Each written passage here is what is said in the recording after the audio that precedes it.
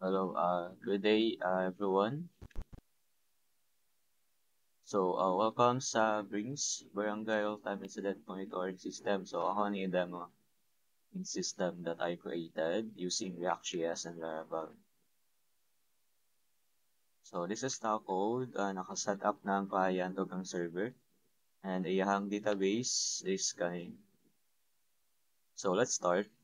First, ang system is na siya duha ka user, which is ang admin o ang barangay user. So, for example, barangay secretary, barangay treasurer, ang mo use ani. And there is only one admin. So, this is the system. So, let's start by log in as an admin. So, ang default email as admin@admin.com and password is 123456. So, pag-sign in na ni,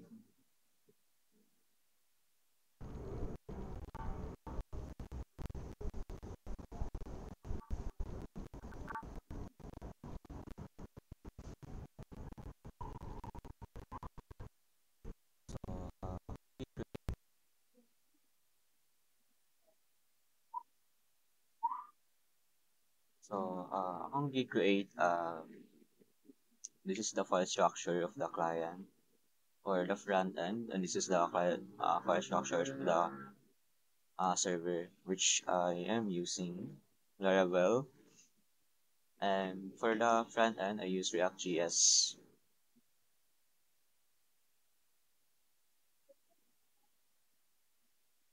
This is the dashboard of the admin side. This is where you see the total barangays and 810 with data.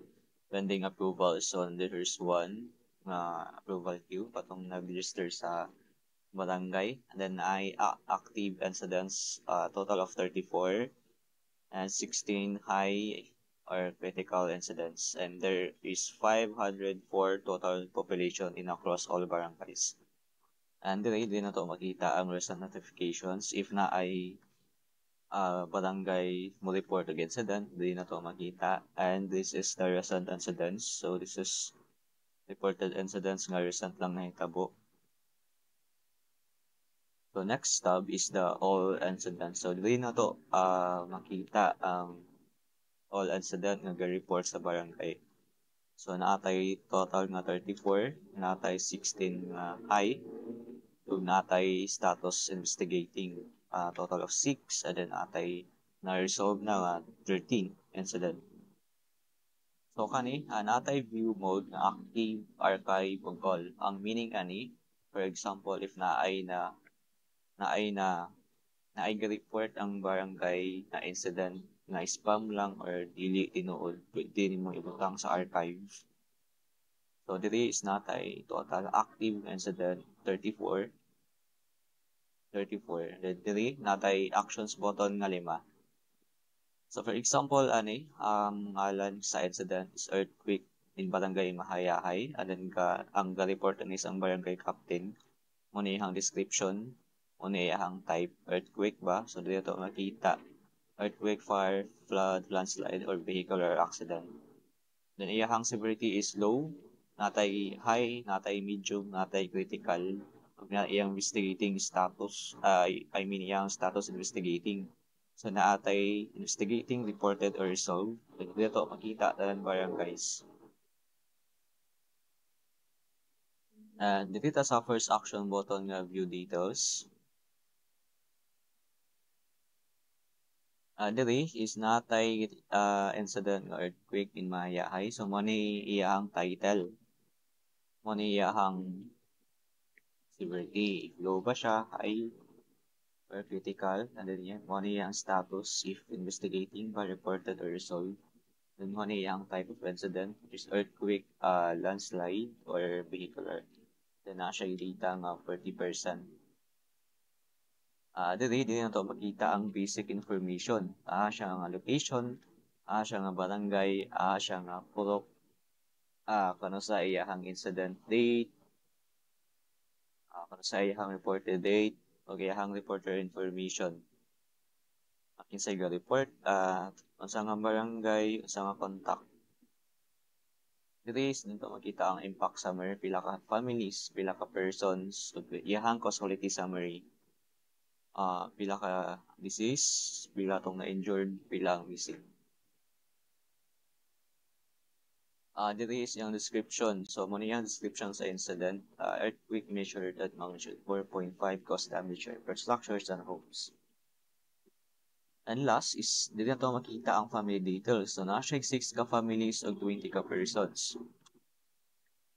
So, dito sa family 1, family Villanueva, dito na ito makita ilahang person details like position, gender, age, category, siya na belong, if elderly ba siya, toddlers, adult, or school age. And dito makita ang civil status niya, ethnicity, vulnerable, status, displaced ba ni nga person nga o family, of iyahang assistance. So, meaning ani is assistance received. So, naka-receive ni nga family og shelter assistance ug medical assistance. So, sila tanan, dire. So, natay family 2, family 3, family 4. So, same lang gihapon. Then, admin notes. Then, pwede na to i-update ang incident status. For example, once the incident is reported by the barangay user, pwede nyo siya ma-change yung status to reported, investigating, or resolved. For example, if na mo report ang barangay og incident, i-update na to siya og investigating and admin notes is ni. Or once na hatod na ang relief goods, for example, if na-resolve na ng incidents or human na, pwede na to siya i-update o resolve. Then, update na to.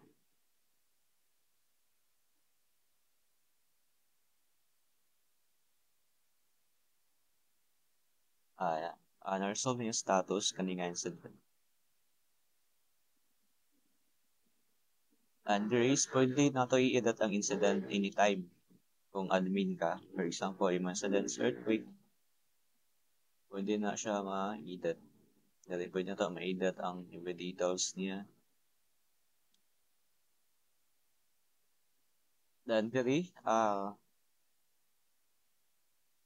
na to ma-add ang infrastructure status. So, for example, ang kaninga barangay is na siya status of roads and bridges, if possible ba siya or not possible ang power supply niya, if na ay power supply dito, outage or restore din na to ikuan communications lines dito sa. Pwede na to i-archive. So, muna if ang barangay mo report, if spam ba siya, resolve offline, incorrect, pwede ito ma-archive na. So, next is ang incident analytics. So, dire na ito makita ang analytics sa incidents. Dito makita ang graphs. Na-share total earthquake 8, slide, and severity distribution. Then, dire na ito ang monthly trends, status distribution, incidents by barangay, population statistics. The next is ang approval queue. So, once na mo register tong barangay user, so di na to makita. Pwede na to makita niyang details. Siya nga barangay, bugayo, then municipality. Kung siya siyang registered, contact. Then pwede na to i-approve. O pwede pa na to ma-reject. And then dito sa user management, dito to makita ang tanan user, tanan barangay user nga nag-register ng system. Dili, pwede na to i-deactivate, pwede na to i-view. Dili makita yung basic information, barangay information, account timeline. So, yeah. Next is ang population data. So, dito na to makita ang tanan populations in every barangay. So, There is ang overview. So sa barangay Bugayo na siya ay population na 32, 12 ang na-displace persons ug 6 ka families ang na-displace. Next is ang municipality report. So diri pwede ta maka view og report. For example, generic summary. Pwede na to filter by incident. So dito makita ang total families nga na incident, persons, pila ka gender, pila ka male, female, LGBT, pila tong civil status summary, vulnerable groups, then age categories and casualties. Next is ang notification. So for example, if na ay i-report ang barangay user incident, so real time ni siya mo-update.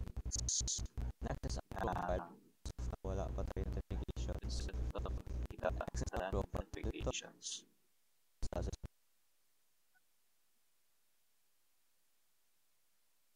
Next is ang profile. So as of now, wala pa tayo notifications.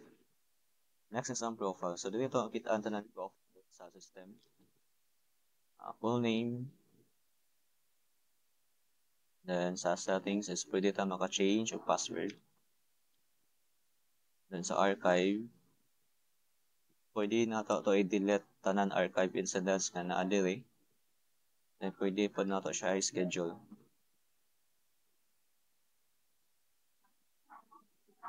So, mo ni ang tab sa admin. So next mo kanta sa barangay user na UI.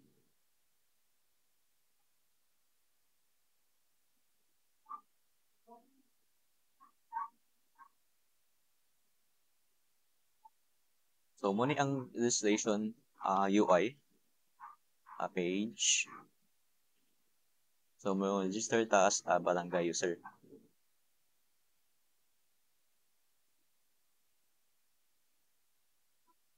Your full name, barangay Lumbia, okay, password.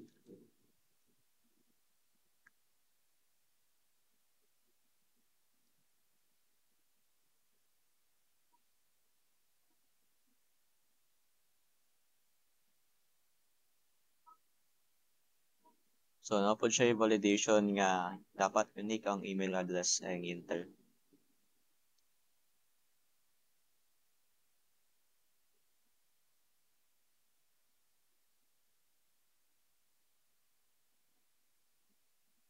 So nag-exist na daw ni contact number. Then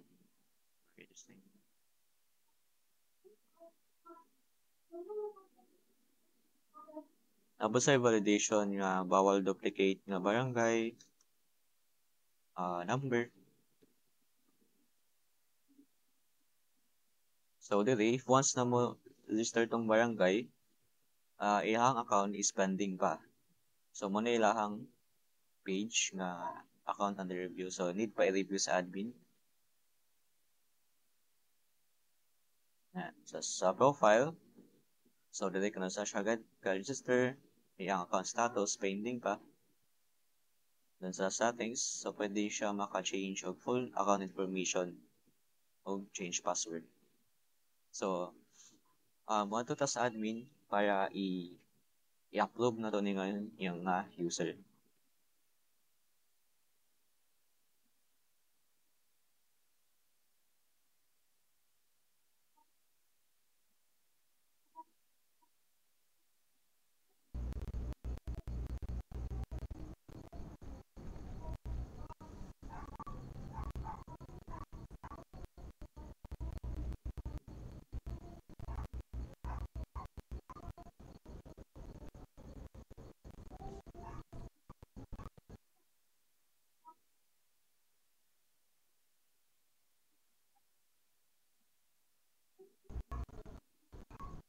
After na to ma-approve ng user, dito sa barangay nga tayo.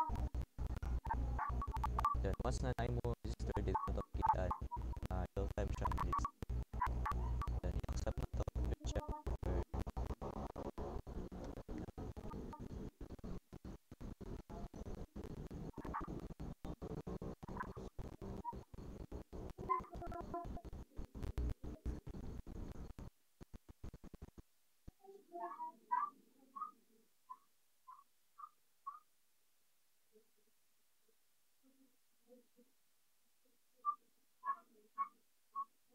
After na to, ma-approve to nga user, dito ta sa barangay yung side. Then once na mo register, dito na to makitaan na real time siya mo register. Then i-accept na to, reject, or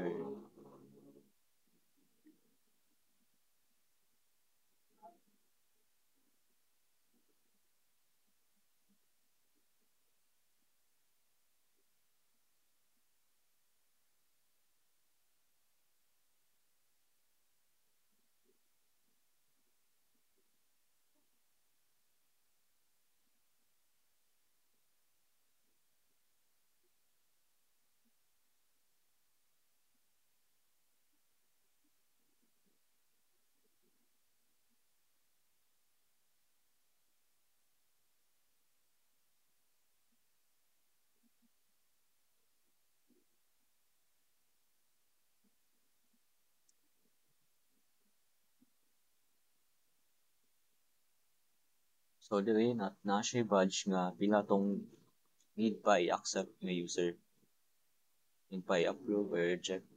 So natay total of 2 user.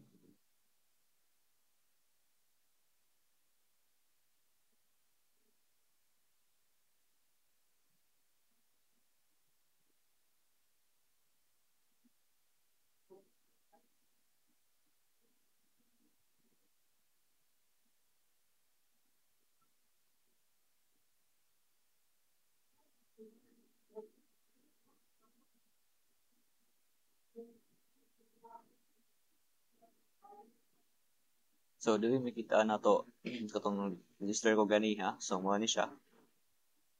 Then i-approve na to ni.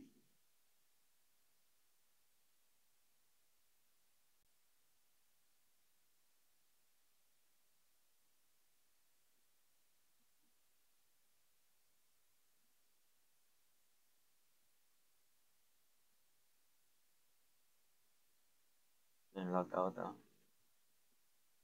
Once na ma-approve to, mo login ta balik as a barangay user.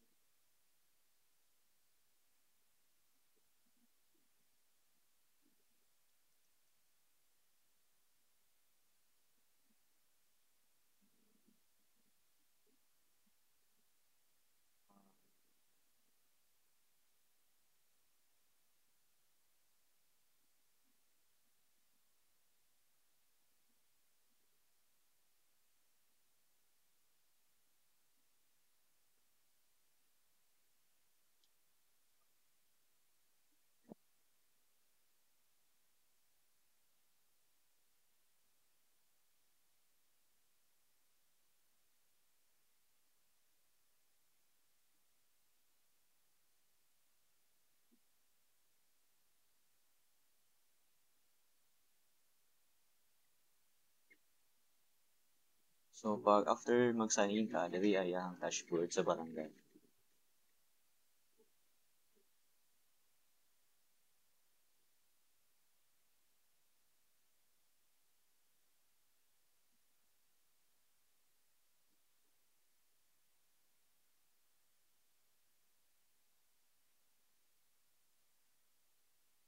Dili na to makita ng total population, gender breakdown, civil status, vulnerable groups, ug age categories. Then total incidents, total families, total persons, assistance rates. The next tab is my incident. So dili ta pwede um, maka-add og incident. So mag-add tag incident, incident type, flood, medium, tidal, uh, flood, barangay, yeah, pulong, upper, yeah,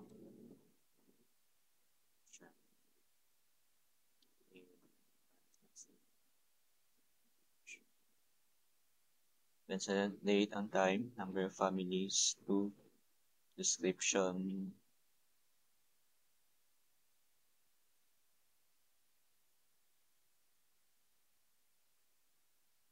Columbia.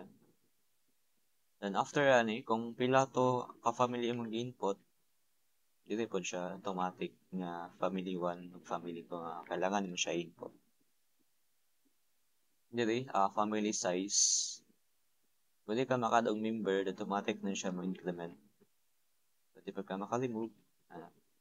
So dili, ang member 1 sa isa ka family, pwede ka maka-input. Input dili. Sa position, kung single ka, male, 22,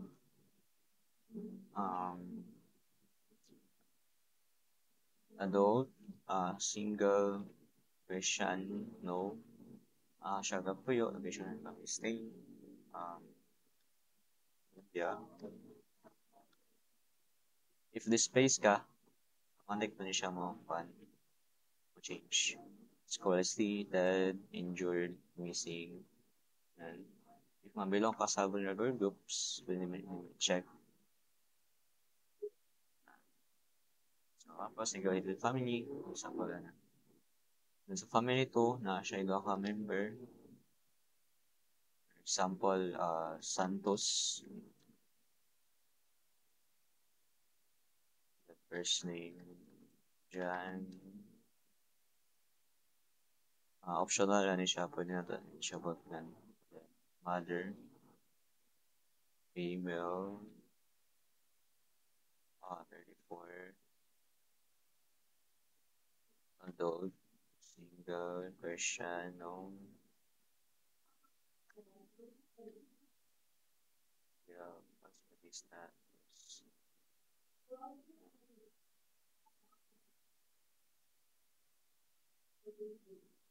Then number 2, Santos, Maria, Pelo, 32, adult, single, Christian, or married silang doon. And then, once na ma-complete natin ang details, report incidents, confirm, reporting incident.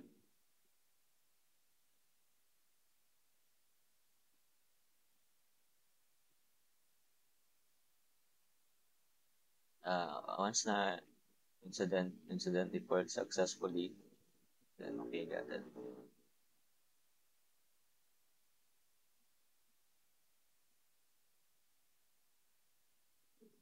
So anyway, dito makikita tanan incidents. Pwede ito siya ma-filter. Provide severity, status, of items per page. And then siya ito apat ka action buttons. So then makita incident details, type, severity, status, location. So the kaning incident na siya total of families na 2, 3 ka persons. Then incident date. Then siya yung ka action buttons versus ang view details. So dito makita ang title niya, details, then basic informations. Siya nga barangay, purok, kung saan yung incident, kung saan yung report, okay yung impact sa may pila ka families at pila ka persons. Yung descriptions, and then yung family details. Hindi pwede siya maka-edit o incident pero within 1 hour. After 1 hour, dili na siya pwede maka-edit o incident. Kay ang admin na pwede maka-edit o incident after 1 hour. So pwede niya siya ma-edit, ma-archive.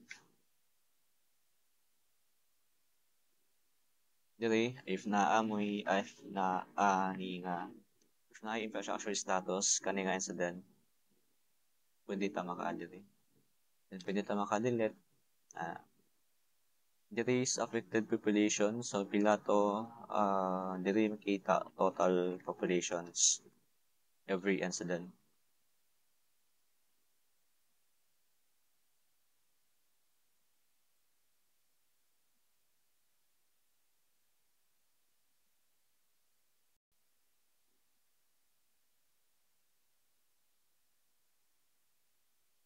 So diri makikita tanan pila ka persons tanan, pila ka families, pila tong na-assist. Pila ka female, location niya.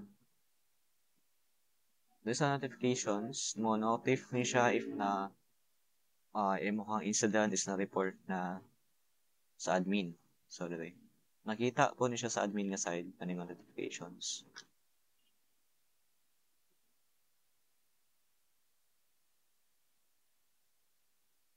So, dili, incident reported successfully. Pwede ni mark as read para mawala ning badge dili. And then, pwede ta maka-delete og reports. So, pila to ka population affected, yung gender breakdown, civil status, vulnerable groups, age categories, nationalities. Race, kita, profile, and settings. So, ato to sa admin nga side, if kaning notifications o giyang incident is makita dito.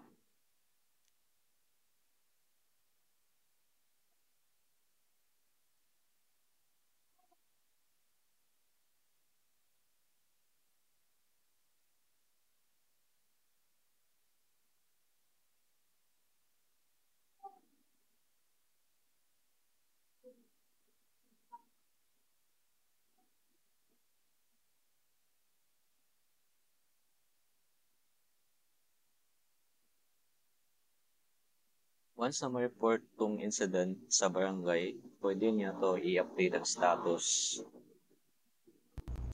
And then, pwede niya update to if na-receive na bang assistance na ang flow sa system. Then, once na ma-update to, mo reflect po sa barangay nga iyang status na change o kani nga detail sa persons is na na-assist na. Kaya makita na dito sa view details incident nga model.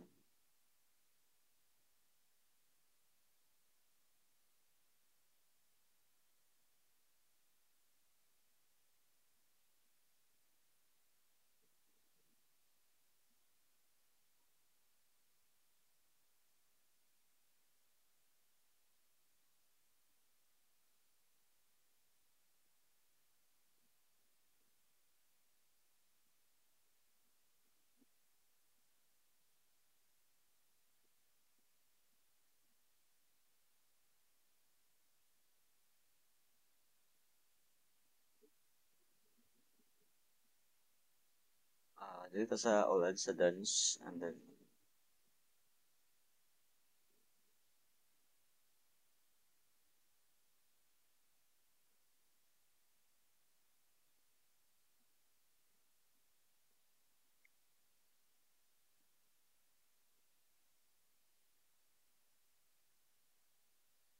delay,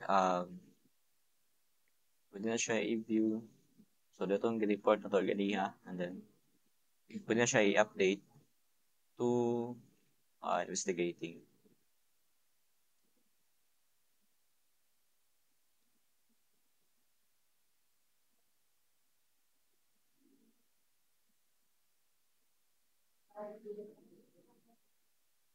Then, once na investigating, pwede na siya i-update if kani nga incident natagaan na pag-assistance. So, dili na to siya i-process dili sa aided action button. Sa next, dili.